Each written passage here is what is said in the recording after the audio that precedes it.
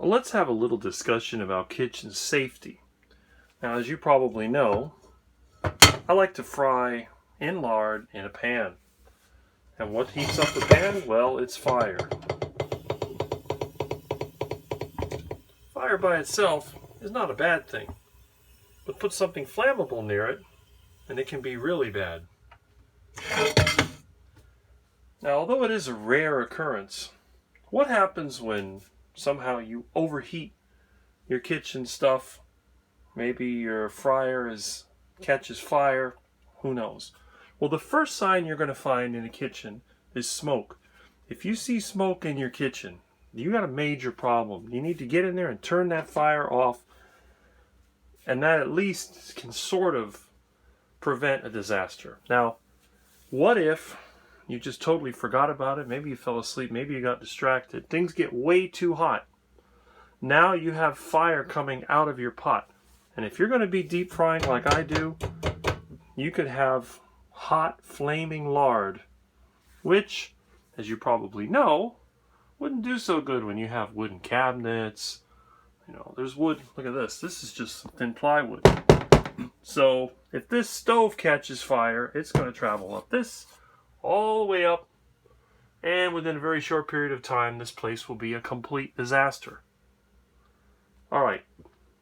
Number one thing, don't ever put water on a fat fire, because if you do, anyone that knows a little bit about physics knows that water is heavier than fat. So if you throw water on a burning fat fire, that's going to cause sizzling and splashing, and the fire is going to go all over the place. It's going to be a total disaster. The best thing to do, and I've had to do this before, put a lid on it. Now, if for some reason you're afraid of fire, remember, if your hand is on the lid, the flames are coming out, and you go like this, you do it right, you can cover it up. Now, you may slightly burn your hand, but what would you rather do? Have a little bit of a slightly burned hand or have no house? All right. Now, let's say it's gone beyond that point. Now we have a major problem.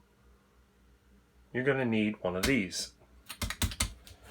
Everybody knows what this is. It's a fire extinguisher. Now, how does this thing work? Well, it's very simple. It has a pin with plastic thing. You can pull this pin, which breaks the plastic thing. Then you grab the extinguisher and squeeze it. Now, you have to remove this hose, and you want to point it at the base of the fire. But any of you that are in the know probably realize that this could be a really bad situation. Look at this. Most extinguishers have this little gauge on there. And what does it say? Well, I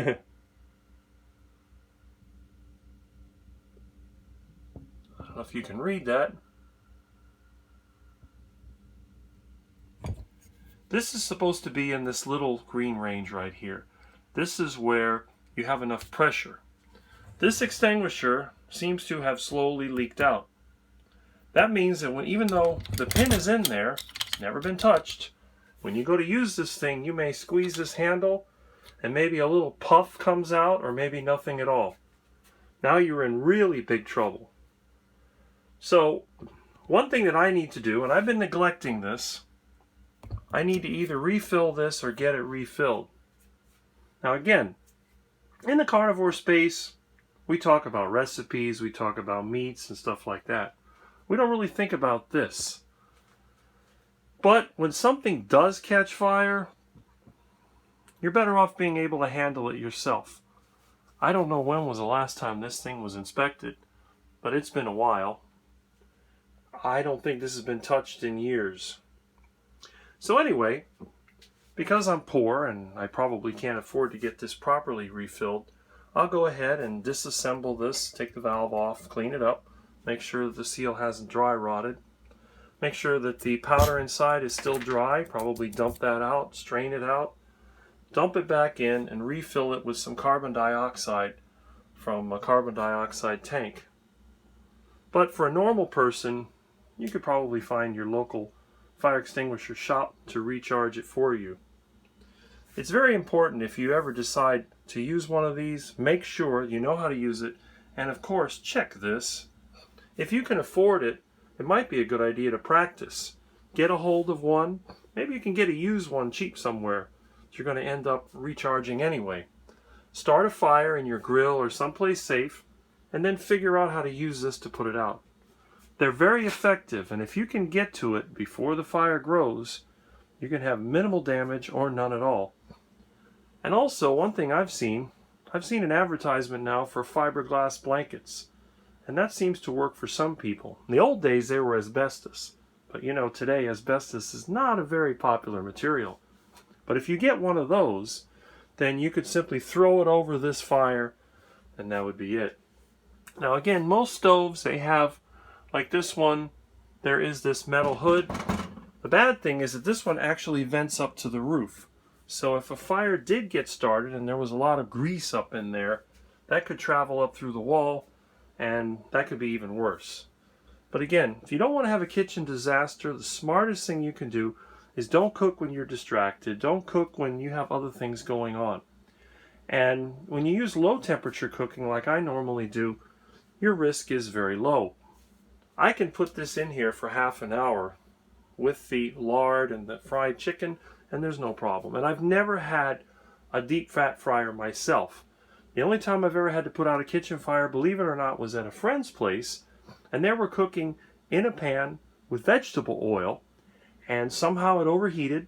They were actually making tostones, which are a type of flattened plantain. Next thing I know, they're screaming. The wife and kids are running all around the house, and there's smoke pouring out of the kitchen. They had no fire extinguisher, nothing. So it's basically just try to evacuate. Well, good thing, at least they had a cat. And when I was looking around, they had some of that instant, what do they call that, clumping cat litter? So I just took the whole bag of clumping cat litter and threw it on the stove. And after a few seconds, the fire went out. Yeah, it made a mess, but hey, the house was still there.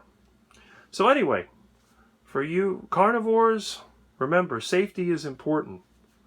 What's the sense of being healthy and happy if you got no place to live and no kitchen to cook in?